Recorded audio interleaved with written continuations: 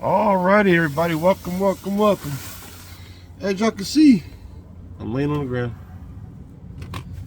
under the Silverado. Unfortunately, but I'll let y'all see what we're going to be working on today.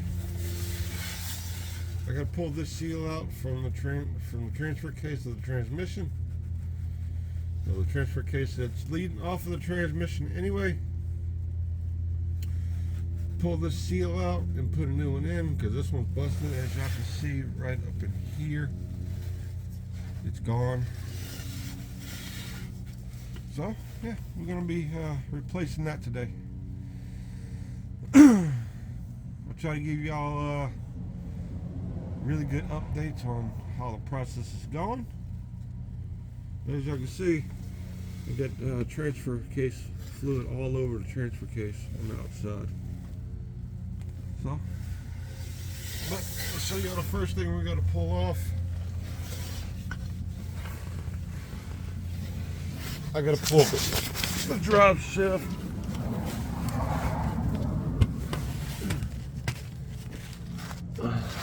I got to pull the drive shaft off first, which entitles getting all those bolts right there loose.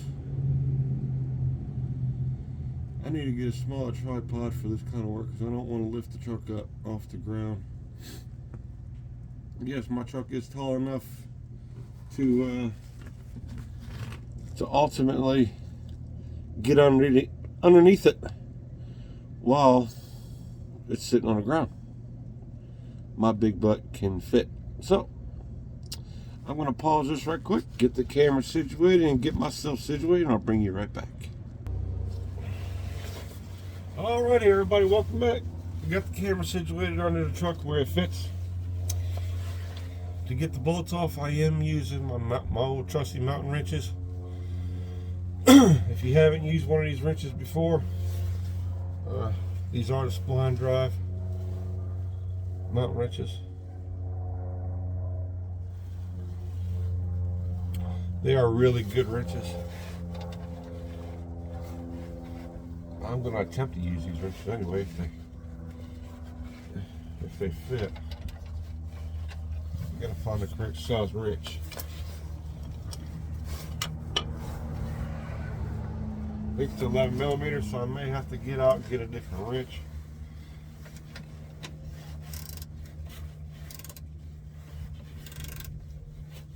Yep. I'll pause it right quick and I'll be right back. Alright, welcome back. I didn't have the right size wrench on the mountain wrench, so I had to go to regular combination for my Snap-on Flank Drive Plus wrenches, combination wrenches.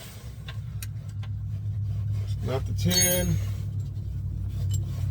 it is the 11 millimeter. So we'll go ahead and break these bolts loose right quick. Get the drive shaft off the truck, so I can take that seal off the transfer case. I'll loosen these up right quick.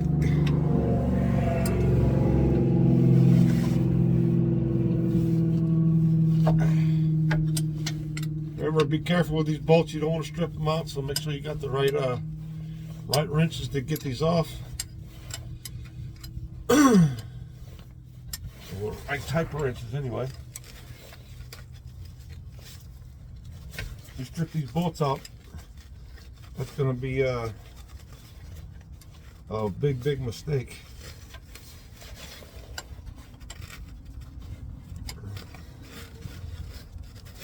I don't encourage anybody to work on a vehicle, but if you're comfortable enough and you know what you're doing, you're more than welcome to do it.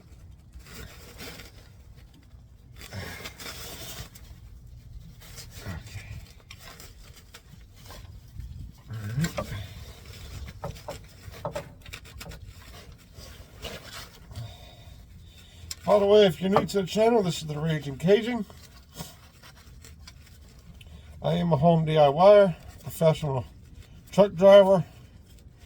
I don't do this stuff for a living, but I do enjoy saving some money, and if I can work on my own vehicles. if I could do the work to my vehicles myself, I'd do it. Alright, we'll go ahead and get these the rest of the way out. I do have a small parts tray for the nuts and bolts, so I don't lose anything.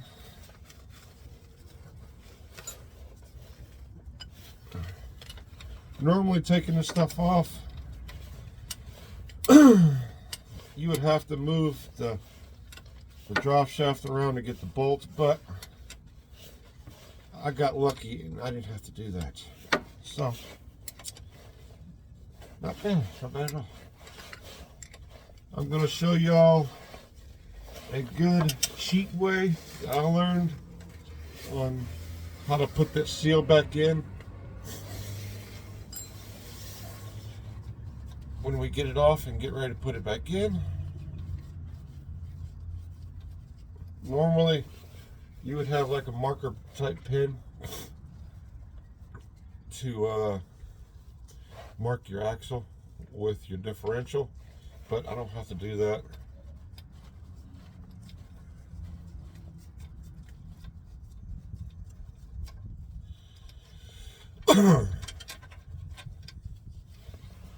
Good practice to have.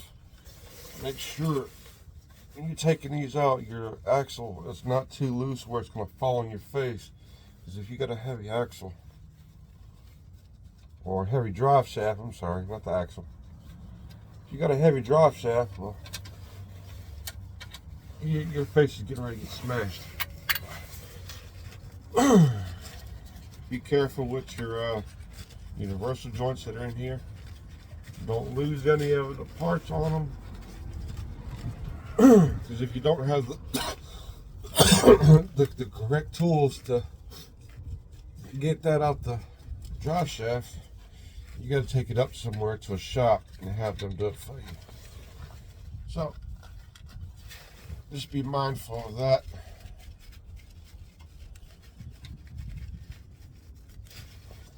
Yes, for safety precautions, I do have wheel chocks under the front tires, just in case this truck was to try to roll back, and it's going to roll backwards. But keep in mind, always, there's the stuff that holds the drive shaft in place. Put those in there. They're safe and sound.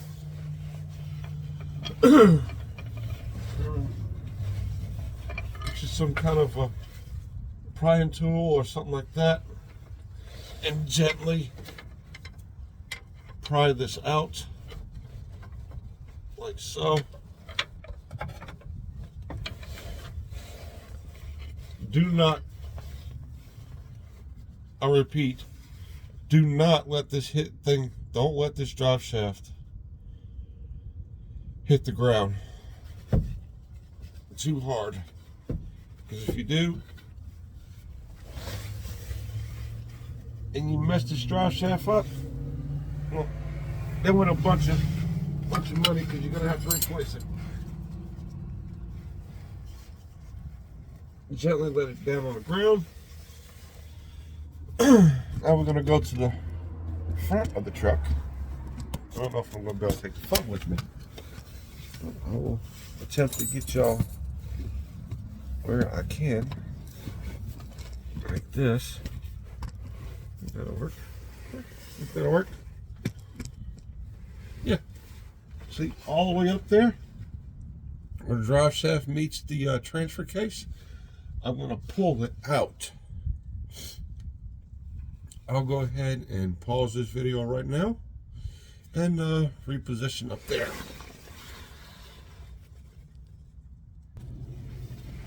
Alright, welcome back.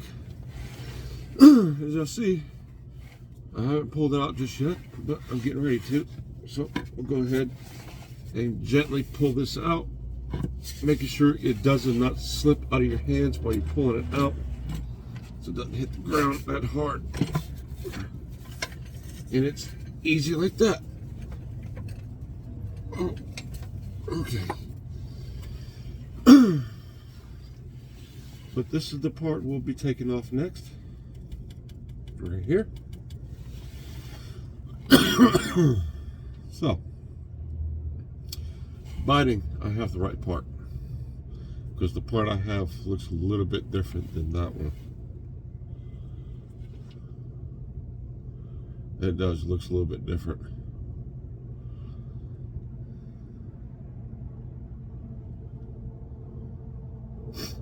So, we'll see.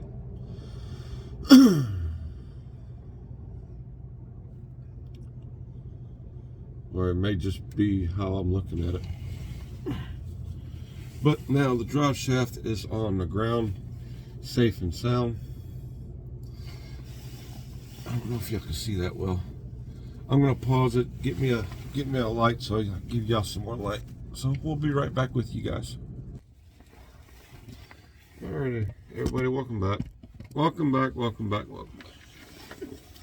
Now, to get this output shaft, or input or output shaft, off, you'll need some kind of flat blade, either a screwdriver or something like that,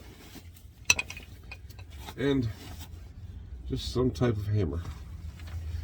What you basically do is take your pry bar here, or your flat blade, or whatever you're using,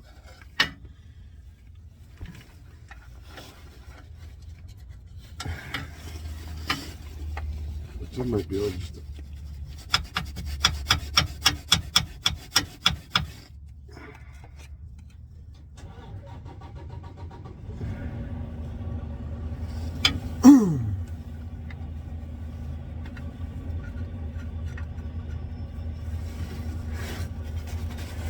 and just gently tap it up.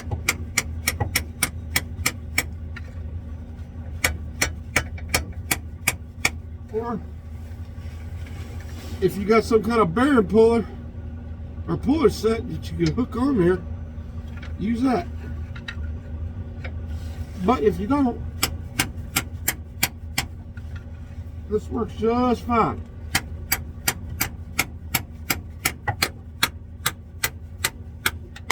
See?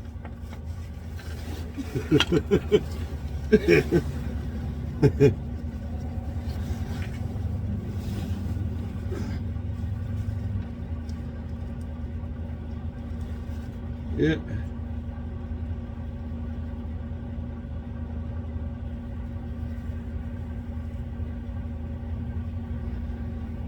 That thing pretty much bit the dust. No.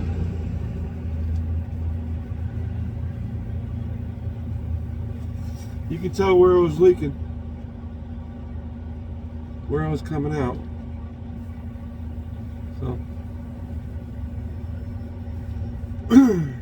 this seal failed.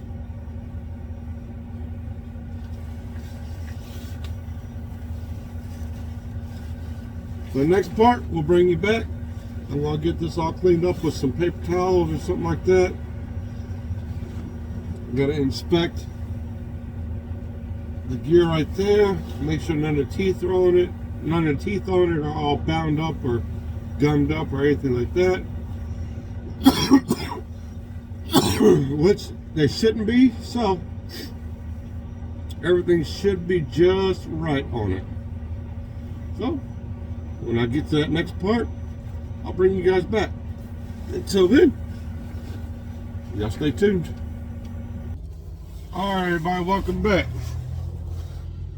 Had to get some stuff together, so had to get this all cleaned up and stuff like that. As good as you're gonna get it, make sure it's good and sound before you put this seal back on. So I hate to redo it. It's like a $20 or $30 seal. But nonetheless, it should fix the problem that I've been having. But if you don't have some fancy dancy thing to put this back in the hole, a vegetable can will work just fine.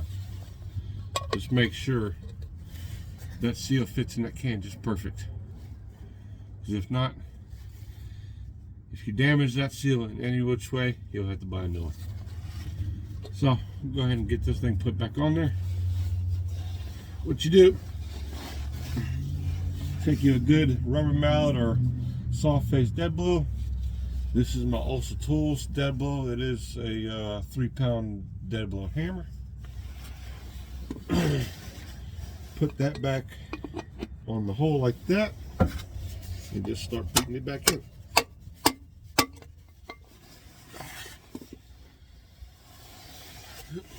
Any which way you can.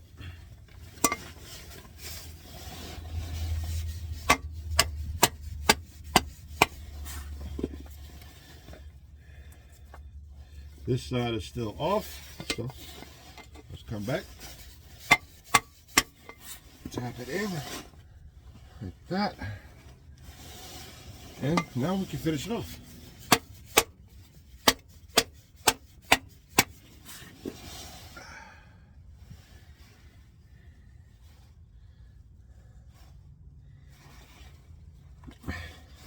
Okay.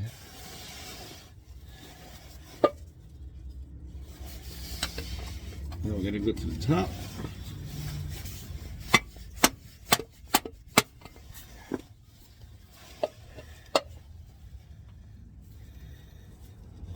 That side in, this side is not. So you can just keep on doing this until you get metal to metal. Ow. Keep in mind, if you got a lift, it's a little bit easier to do because you can get a lot more space to work. I'm working from ground up. The truck is literally sitting on the ground. If this does not work, you can get you a small punch or like an extension or something like that and just work your way around the metal part. Don't hit the rubber.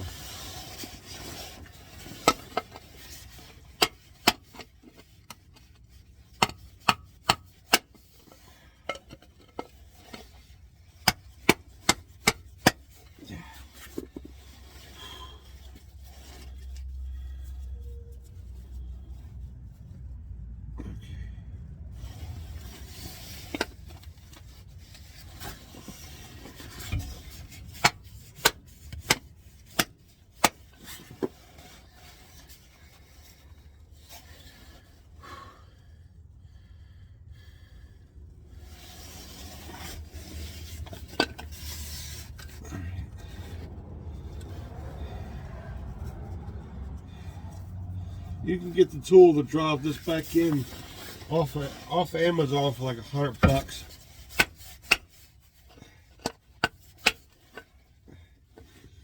It works a little bit better than this can idea, but the can idea kind of works.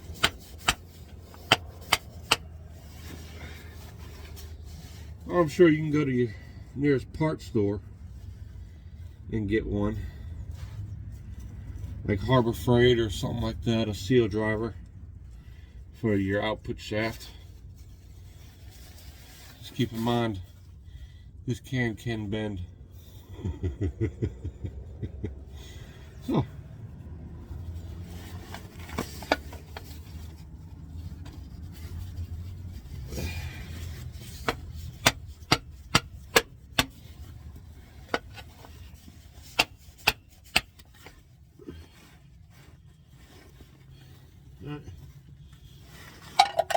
done with that can. I'm gonna pause the video right quick. I gotta get something else to help me out, and I'll bring you right back. Oh. All right, welcome back. Welcome back. Welcome back. Wound up having to get this is a simple extension. Now you gotta keep this in mind. Will you keep this in mind? Hang on, I'll be right back with you. Alright, welcome back. Sorry, the wife was asking if I wanted some corn dogs. You see, I'm out here a little bit busy. But keep this in mind. You want to make sure you hit this outer rim, this outer metal rim, Don't be hitting this rubber right here, because this is one of the main reasons why you pulled this seal, why we had to change the seal out in the first place. So, with a little bit of room you got to work, I had to go above my exhaust, come in, put flat surface on the metal surface, and just tightly move around the seal. Make sure you bottom it out metal to metal until it's on there all the way. So that looks good. That looks good, good, good, good, good.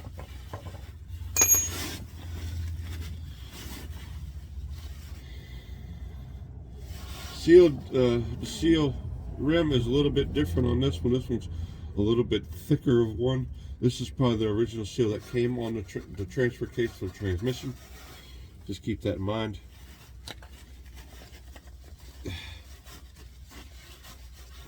Now, just clean up the surface, outer surface.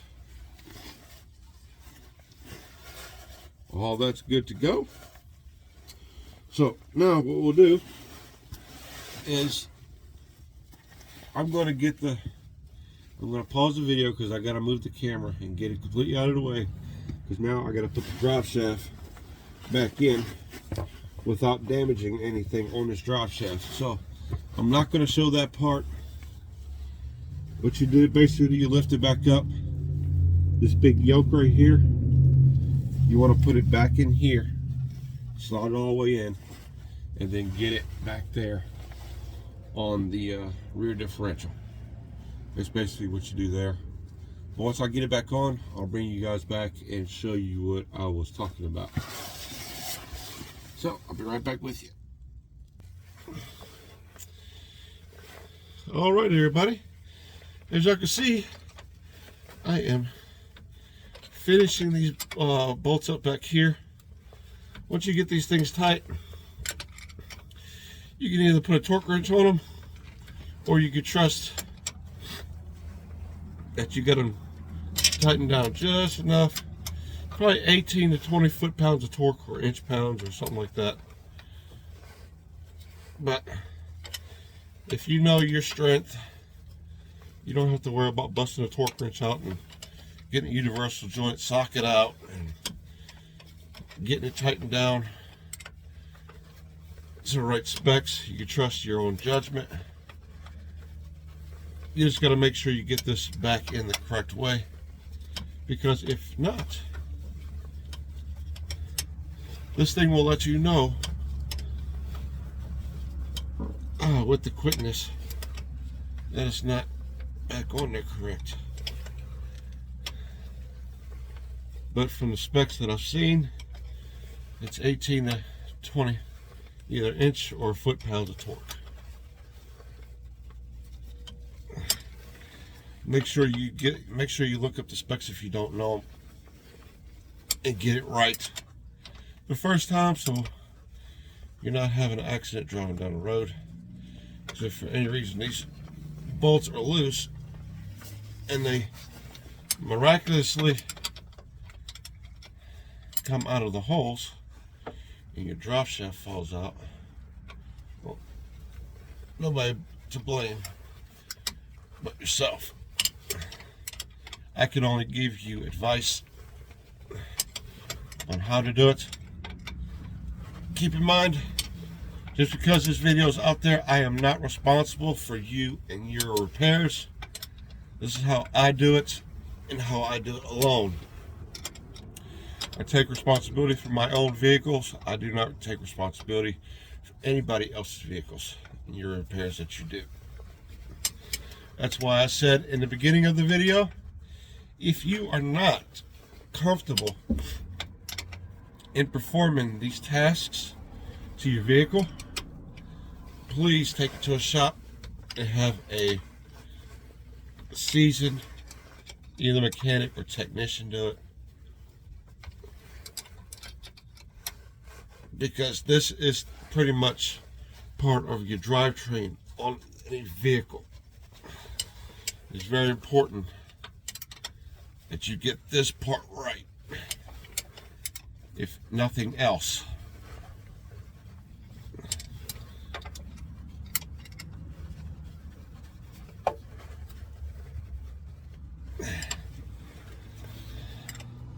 I am very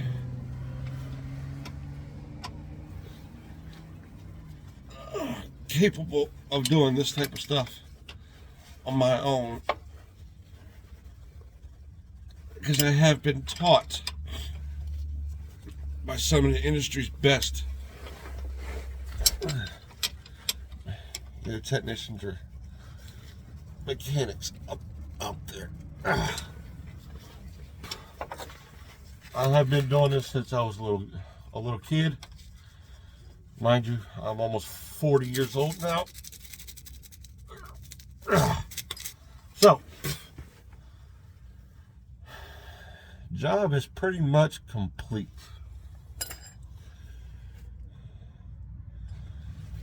These little wrenches right here, you snap on flank job plus wrenches, they really do come in handy. Just a regular combination wrench, or you can get yourself a little ratcheting, flex head ratcheting wrenches, but the faithfulness is a little bit thinner, and it's easier for this to get on the fastener a little bit better than a ratcheting wrench would. Pry bar, some type of pry bar. Parts tray to keep your parts in. I mean, if you have the correct mountain wrench, these are the spline drive with the reversible switch on them. They'll work just fine. Just because of this little lip right here that comes out of the wrench, it'll help you get into that tight spot. These are the mountain wrenches. Part number on this is MTNR M1315, and it means this is the 13 millimeter and 15 millimeter ratcheting wrench from Mountain. They do sell a set of these. It's like $150 or $175 for the set. Go on Amazon and check them out. I do hear they are rebranded from a lot of companies, so you might be able to find them cheaper in a different brand. They're just as good, but I like the mountain wrenches. My Ulsa Tools dead blow hammer. You can try your soup can, you can try the vegetable soup can, whatever you want to call it. Try using those to put the seal back in. Probably some gasket sealer to put around the seal, and you slide it back in the transfer case. But I'm going to pause it, get from under the truck, and we'll finish this video off. I'll be right back with you folks.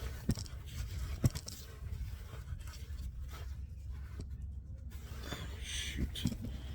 No problem. Alright everybody, welcome back. Oh, job is complete. So, I'm going to go ahead and show y'all one more time what exact the tools I used for the job. Of course, you got to have yourself a rag. That's key number one. Couple lights. These are the Astro 525 52L. Some really great lights. I have both of them down there.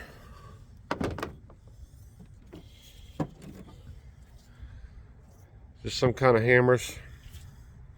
So, dead blow hammer, soft face dead blow hammer. This is the Ulsa Tool one's really good one. Ball peen, or it's just some kind of some type of hammer. You can use the can trick, but I wouldn't advise using it if you're working off the ground. If it's up on a lift and you're able to get more clearance, got more area to work in, swing that hammer, you can use this. I mean, the seal fits directly in there. Otherwise, get yourself one of these. Use a extension, or you can go to the parts store or tool store and get you a tool, a professional tool to put this back in with. Just a couple pry bars. These are the Craftsman pry bars. Nothing too fancy, not too special.